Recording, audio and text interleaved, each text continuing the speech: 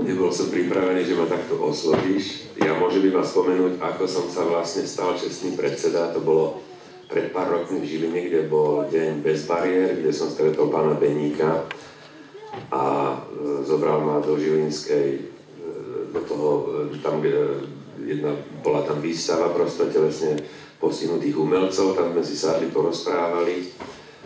Ja som sa mu priznal, že môj sused a priateľ je Marek Maďarič, už 10 rokov sme spolu bývali vedľa seba, v tom čase bol minister, tak som mu povedal, skúsim zalobovať, to je také moderné slovo.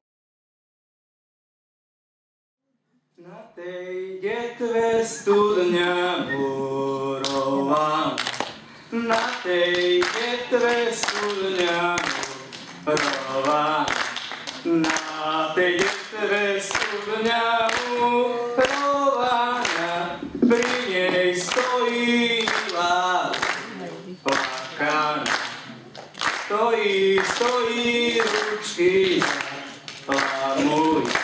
Stojí ručky lamuj. Stojí ručky lamuje, že jej milý na vojnu rukuje.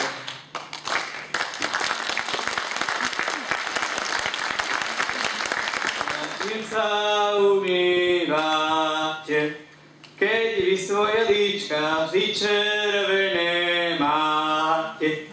My sa umývame každý deň do ročka v studenej vodičke z bystrého potočka.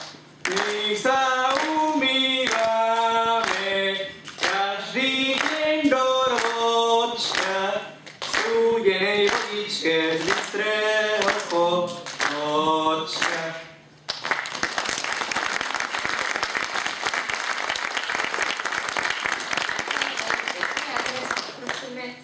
Prosím, ako budete mal pustiť jej básnu.